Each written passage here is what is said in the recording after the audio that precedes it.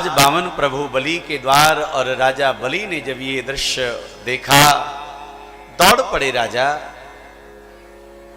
और द्वार पे खड़े बामन भगवान का दर्शन किया तो परम गदगद हो गए। स्वागत किया है राजा बलि ने।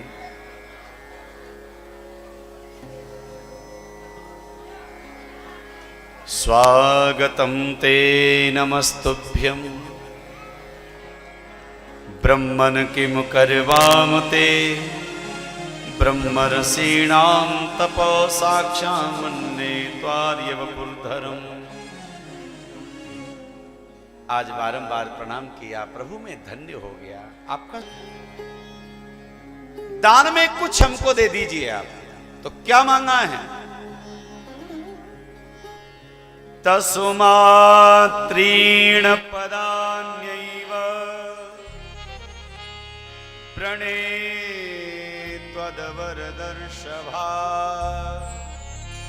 एतावतैव सिद्धोऽहं वेद्यं यावत् प्रियोजनम्।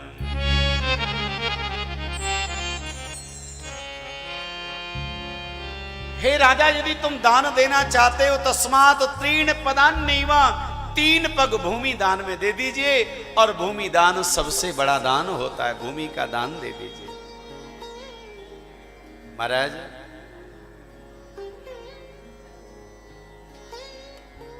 राजा बलि ने कहा, प्रभु आपको मांगना भी तो नहीं आता। अब बामन भगवान ठीक है प्रस्थान कर रहे। बोले वामन भगवान की जय जय। अब काम हो गया ना।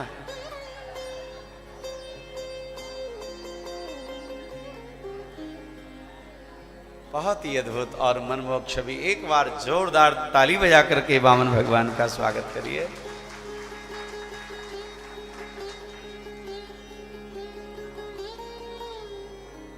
तो दान उतना ही ठीक है जिससे हमारा प्रयोजन पूरा हो जाए। इसलिए महाराज आपसे हमारा ये निवेदन है कि 3 पग भूमि यदि दान में मिलेगी, वहीं पर अपनी कुटिया बनेगी, रहेंगे। राजा बलि ने कहा, महाराज 3 पग जो भूमि है, उस 3 पग भूमि से तो काम कैसे बनेगा महाराज? आपकी कुटिया कैसे बनेगी? कुछ ज्यादा मांग लो। कहा, नहीं राजा, हमको ज्यादा की आवश्यकता नहीं है, आप 3 पग भूमि ही प्रदान करें। तो ठीक है महाराज, मुझे आदेश करिएगा, मैं आपको नाप देता हूं। और आप बताओ, जहां से आपको अच्छा लगे वहीं से मैं आपको 3 पग भूमि नाप दूंगा। बामन भगवान बोले, हम तो अपने ही पैरों से नापेंगे। तब तो महाराज हो गया कल्याण। एक तो आपकी लंबाई बहुत ज्यादा है, क्योंकि बहुत ही छोटे हो आप। और यदि आपने अपने पैरों से नापा तो मेरे एक हाथ में आपके 3 चरण पूरे हो जाएंगे। इसलिए प्रभु आप मुझे आज्ञा दीजिए। कहा, नहीं, हम अपने ही पैरों से नापेंगे। ठीक हमारा नाप लो। तो कहा, राजा पहले संकल्प करो। संकल्प का जब नाम आया तो शुक्राचार्य जी के कान खड़े हो गए। शुक्राचार्य ने कहा, ये बामन का बेटा छोटा है पर बड़ी बड़ी बातें कर रहा है, संकल्प की बातें कर रहा है।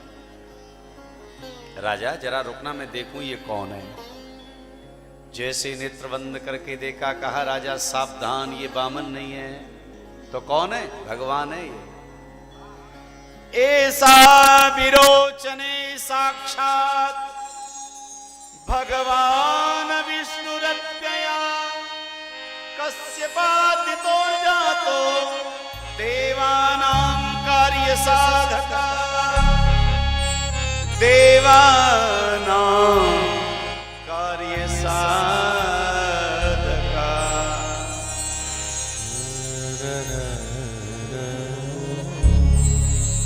हे विरोचनंदन राजा बलि, ये कश्यप और अदिति का पुत्र बनकर के आया, ये साक्षात विष्णु है। देवताओं के कार्य सिद्धि के लिए तुम्हें छलने के लिए वामन बनकर के आया है। ये तो अच्छा हुआ जो पहले ही मैंने देख लिया, नहीं तुम्हारे पास कुछ बचने वाला नहीं था, ये सबको लूट लेता। इसलिए राजा अभी भी तुम्हारा कुछ नहीं बिगड़ा है। एक बार कह दो कि हमने लेने देने की कोई बातें नहीं की है, तो सब कुछ तुम्हारा बच जाएगा, सब कुछ रह जाएगा तुम्हारा। बलि ने कहा, गुरुदेव मैं कैसे मना कर सकता हूं? अरे राजा, धन यदि परमात्मा ने दिया है तो धन की खर्च करने के लिए 5 जगह बताई है महाराज। 5 स्थान ऐसे हैं जहां पर अपने धन का व्यय करना चाहिए, खर्चा करना चाहिए, उससे लाभ ही लाभ होगा, हानि नहीं होगी। 5 जगह पर खर्चा करो। कौन कौन सी जगह बताई? धर्मायो यशसे अर्थायो कामाय स्वजनाय च। पहली जगह बताई धर्म के लिए, जहां पर आपके धन के द्वारा धर्म की स्थापना हो रही हो वहां धन का व्यय करिएगा, क्योंकि धर्म से ही हमारी रक्षा है। किसी मंदिर में, देवालय में, जहां आपका मन हो वहां पर अपने धन का व्यय करना चाहिए। किसी धार्मिक आयोजन में महाराज, धर्म के कार्य में, पुण्य के कार्य में धन का व्यय करना चाहिए।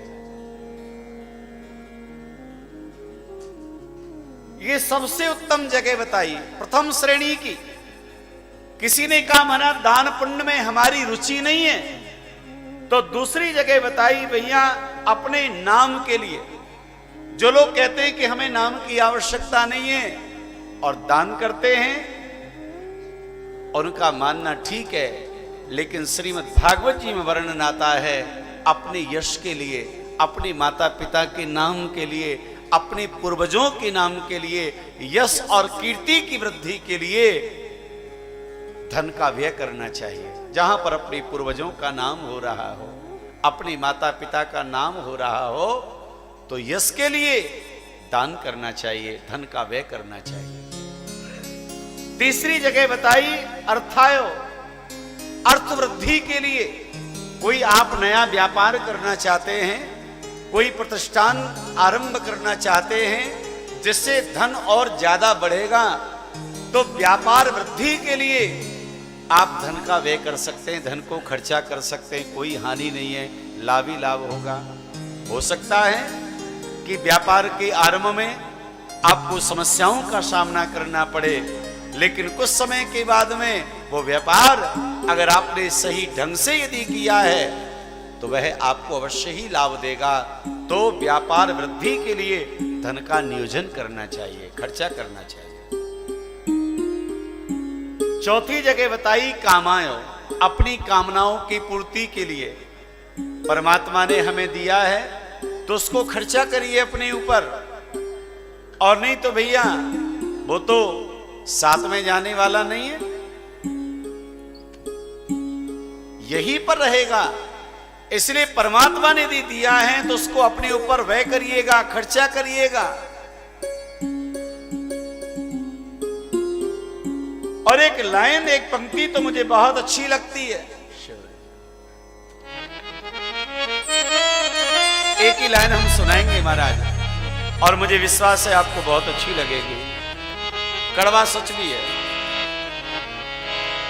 तूने जो कमाया है, कुछ लोगों की प्रवृत्ति है जोड़ जोड़ के जमा करते जा रहे हैं महाराज। तूने जो कमाया है, तूने जो कमाया है, तूने जो कमाया है उसे दूसरा ही खाएगा। क्या तू लेके आया बंदे, क्या तू लेके जाएगा, क्या तू लेके आया बंदे, क्या तू लेके जाएगा। तूने जो कमाया है, तूने जो कमाया है, तूने जो कमाया है, तूने जो कमाया है, तूने जो कमाया है दूसरा ही खाएगा। खाली हाथ आया बंदे, खाली हाथ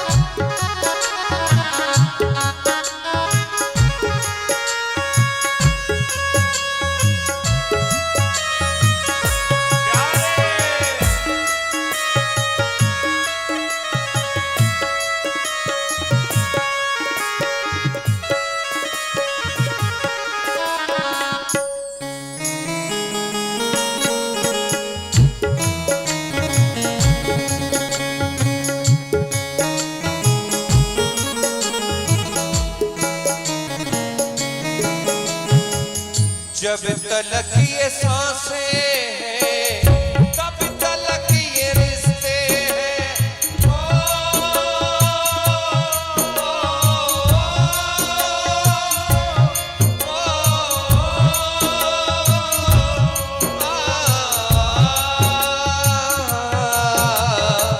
जब तलक ये सांसें हैं, तब तलक ये रिश्ते हैं। जब तलक ये सांसें हैं, तब तलक ये रिश्ते हैं।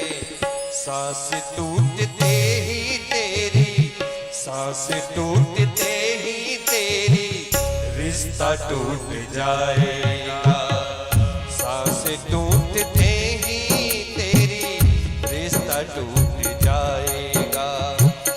तूने जो कमाया है, तूने जो कमाया है,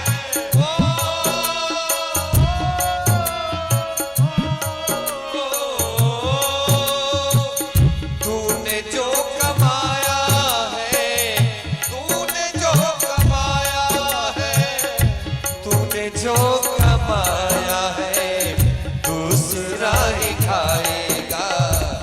खाली हाथ आया बंदे, खाली हाथ जाएगा। खाली हाथ आया बंदे, खाली हाथ जाएगा। खाली हाथ जाएगा, खाली हाथ जाएगा। काम आए अपनी कामनाओं की पूर्ति। एक जो मैंने अभी लाइन सुना ये बिल्कुल यथार्थ है, सच सच बात है महाराज। और पांचवी जगह बताई स्वजनाय चो, अपने जनों के लिए, अपने परिजनों के लिए आप धन का व्यय करिएगा। ये 5 जगह बताई, धर्म के लिए, यश के लिए, व्यापार वृद्धि के लिए, कामनाओं की पूर्ति के लिए और अपने स्वजनों के लिए। ये 5 जगह बताई हैं। राजन, आज तुम्हारा सर्वस्व समाप्त होने वाला है, क्योंकि भगवान ही चलने के लिए आ गए। गुरुदेव, मुझे क्या करना पड़ेगा? राजा, तुम्हें झूठ बोलनी पड़ेगी। गुरुजी, मैं झूठ बोलूं? झूठ बोलना तो पाप होता है ना, आप कहते हो। हाँ राजन, लेकिन कुछ जगह ऐसी होती है जहां पर झूठ बोल भी दिया जाए तो झूठ बोलने से पाप नहीं लगता है।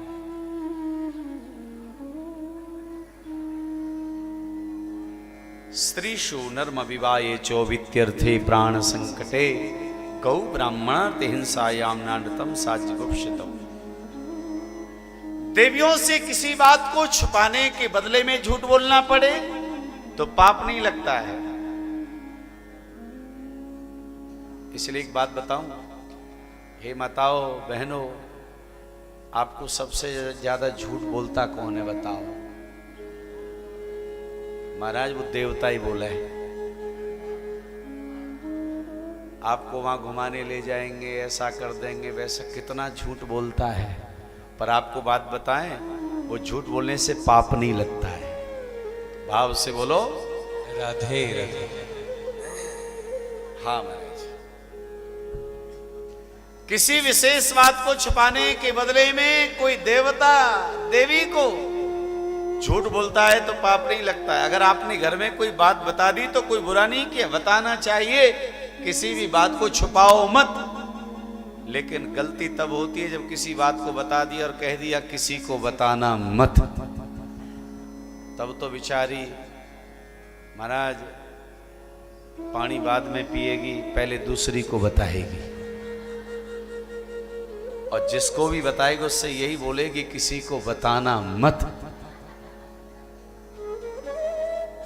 और वो कहेगी मैंने आज तक तुम्हारी बात किसी को बताई नहीं। नहीं तो ये कैसे बताऊंगी? और वो बात फैल जाती है महाराज। तो देवियों से किसी बात को छुपाने के लिए झूठ बोलना पड़े तो पाप नहीं लगता है।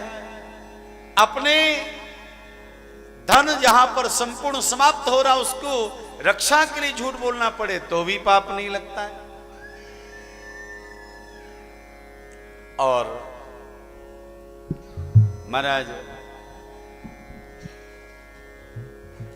कह दिया महाराज अपने प्राण संकट में आ रहे हो और प्राणों की रक्षा के लिए झूठ बोलना पड़े तो पाप नहीं लगता है, गोहत्या और ब्राह्मण के अपमान को बचाने के लिए झूठ बोलना पड़े तो पाप नहीं लगता है। राजन, आज तुम्हारा संपूर्ण धन समाप्त होने वाला है, क्योंकि ये परमात्मा स्वयं भिक्षुक बनकर के आया है। 2 पग में त्रिलोकी को नाप लेगा, तीसरा चरण तुम्हें देने को कुछ बचेगा ही नहीं, इसलिए मना कर दो। बलि ने कहा गुरुदेव एक प्रश्न का उत्तर मुझे दे दो, हम यज्ञ क्यों करते हैं, पूजा पाठ भजन क्यों करते हैं, इस सब का फल क्या है? तो कहा भैया इस सब का फल तो भगवान की प्राप्ति है। तो कहा गुरुदेव जब यज्ञ पूजा पाठ सबका फल भगवान की प्राप्ति है और आज परमात्मा ही मेरे द्वार पे आ गया, तो आप बताओ मैं कैसे झूठ बोल सकता हूं? आज मेरा सर्वस्व क्यों ना समाप्त हो जाए, पर मैं झूठ नहीं बोल सकता। शुक्राचार्य जी स्वयं अपनी बातों में आ गए और संकल्प करने लगे, तो जल ना गिरे तो क्या हुआ, शुक्राचार्य जी कमंडल में बैठ गए और भगवान ने देखा कि जल नहीं गिर रहा है। तो उसी समय क्या हुआ महाराज, एक कुशा आसन से निकाली, कमंडल के नाल में चलाई और उसी समय शुक्राचार्य जी की एक आंख पधार गई। बोले भक्तवत्सल भगवान की जय। श्री विहीन होने का शाप देकर के शुक्राचार्य चले गए। संकल्प हुआ, बलि ने प्रणाम किया, भगवान ने वामन से विराट बन गए। एक चरण को पहुंचाया पाताल में, दूसरे चरण को पहुंचाया ब्रह्मलोक में। ब्रह्मा जी ने भगवान का चरण धो लिया, कमंडल में भर लिया और उसी को गंगा कहते हैं। माता गंगा प्रकट हो गई। गंगा मैया की जय। 2 पग में त्रिलोकी को नाप के वामन रूप लेकर के भगवान बलि के द्वार पे आ गए और कहा राजा तुमने 3 पग भूमि दान में देने का संकल्प किया था, मैंने 2 पग में त्रिलोकी को नाप लिया है, अब बताओ तीसरा चरण में कहां रखूं? अब आजकल का कोई दानी होता तो कहता महाराज मांगते समय इतने थे वामन और नापते समय विराट हो गए तो कोई ठेको थोड़ी लियो है। महाराज आप वामन बनकर के नाप लो, कौन मना करता है? भगवान को बलि ने नहीं कहा प्रभु एक बात बताओ,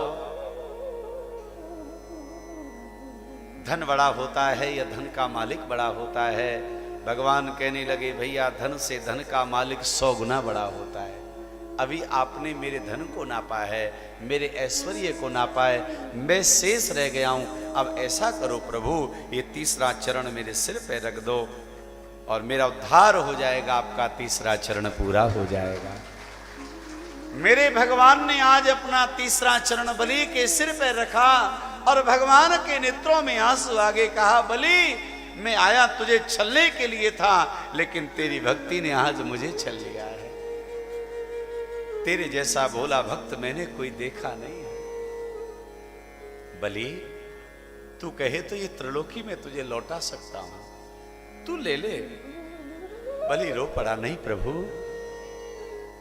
आपने दिया, बहुत कृपा हुई, ले लिया, ये और भी बड़ी कृपा हुई।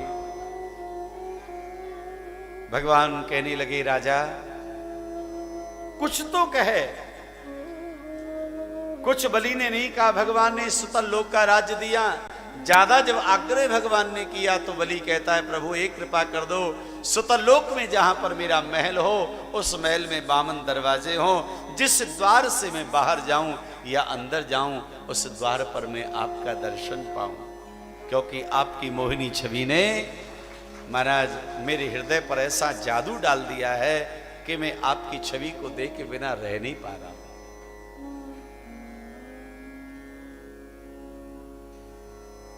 भगवान बलि के द्वार पहुंचे हैं। माता लक्ष्मी गई और माता लक्ष्मी ने रक्षा सूत्र बांध के बलि से वामन भगवान को मांगा। तब निर्णय ये हुआ कि नारायण रूप से तो भगवान वैकुंठ पधार गए और वामन रूप से तो आज भी बलि के द्वार पे ही भगवान खड़े हैं। और एक बात याद रखिएगा, भगवान कभी किसी का रखते नहीं है। जो भी हम श्री ठाकुर जी के चरणों में प्रेषित करते हैं ना, भगवान कई गुना करके हमको लौटाते हैं, हमें भगवान लौटा देते हैं। एक प्रसंग है,